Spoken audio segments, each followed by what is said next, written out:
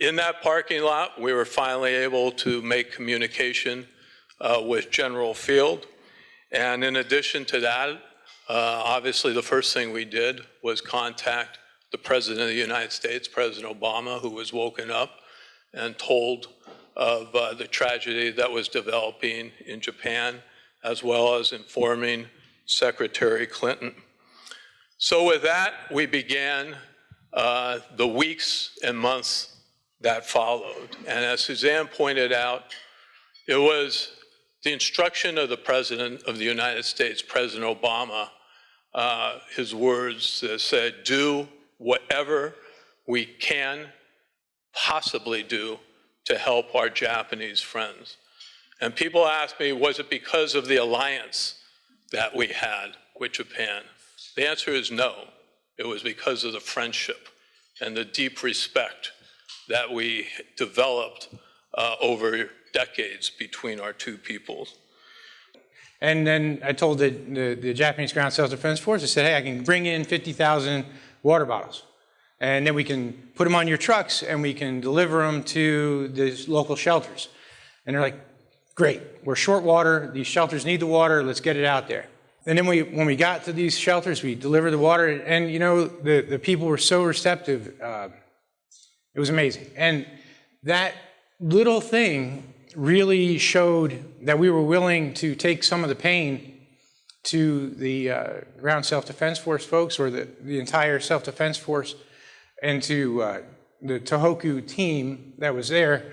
And when they saw that we were willing to suffer alongside with them, I think we really bonded at that moment in shared pain.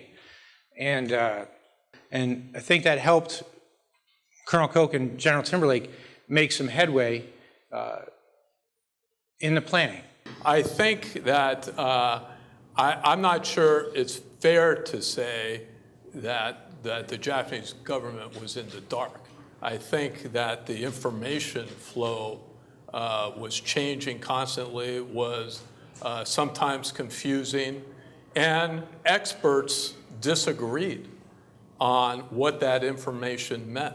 I know personally speaking, you know, I made a reference to sitting once a day in our office with our set of nuclear experts from the different departments of government and from the military.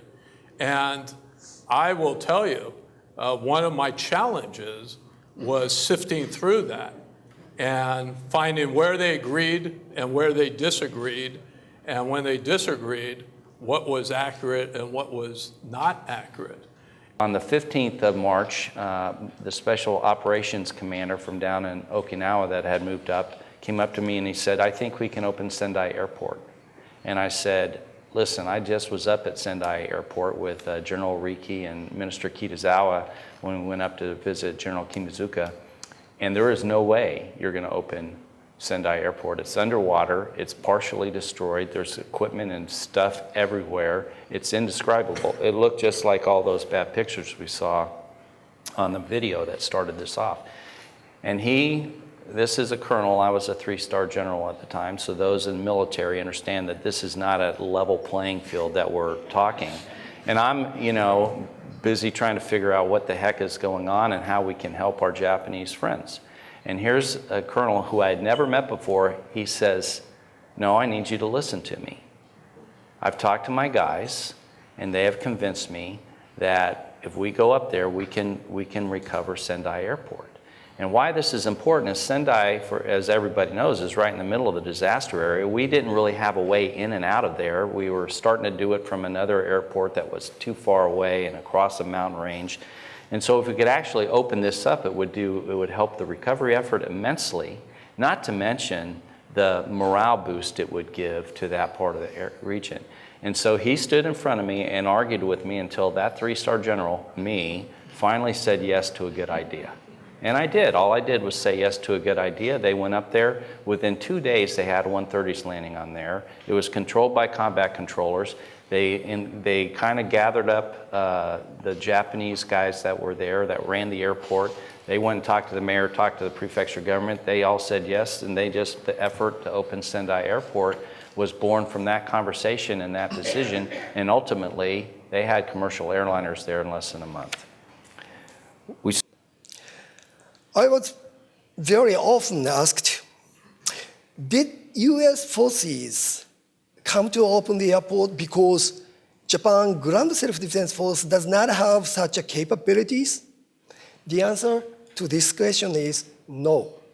But if U.S. forces did not take this job, Japan Ground Self-Defense Force would be forced to pull out another 260 soldiers from ongoing search and rescue operations. So U.S. forces activities at the airport enabled us, Japanese forces, to be close to Japanese citizens to save and rescue. So I think it is also a model of strategic role sharing during HADL operations. So the temperature of the nuclear reactor was quickly rising. Masao Yoshida, the great plant manager of Fukushima Daiichi, decides to inject seawater into the reactors to cool them down from overheating. Prime Minister Khan becomes aware of this operation and, for his right reasons, becomes concerned that injecting seawater into the reactor might trigger a chain reaction within the reactor.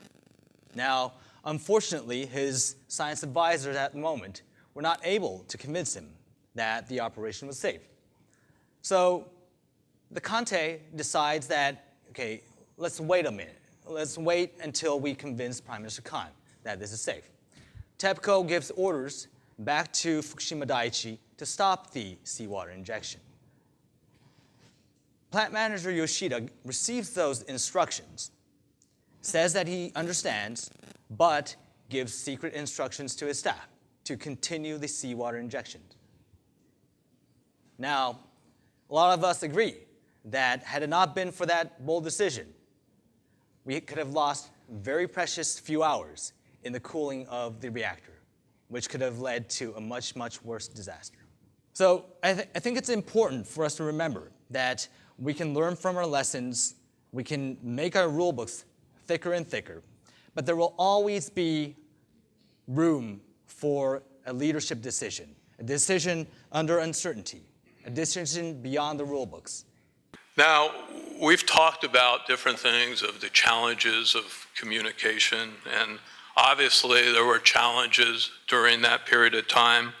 One of the biggest challenges is the U.S. ambassador and our team face, that's been touched upon, was trying to get as much accurate information, communication to the Americans. As the ambassador, there's 150,000 Americans, 50,000 military and dependents there, and your number one responsibility is their health and safety. But at the same time, you have the responsibility to the relationship with Japan and the humanitarian responsibility to reach out for a nation that was suffering. And fortunately, coming from Silicon Valley, I realized, as my team did, that one of the best forms of communication was new media. And then talking to some of the operators during and after the accident, I remember one operator telling me there were 3 times I thought I was going to die. Literally thought I was going to die 3 times. Some of the greatest leaders I've ever seen, Yoshida-san, Masuda-san, Izawa, wonderful leaders. Izawa told me after 2 weeks, it was the first time he went home to take a bath, and he found himself in the bathtub crying and shaking and just repeating to himself, I'm alive, I'm alive.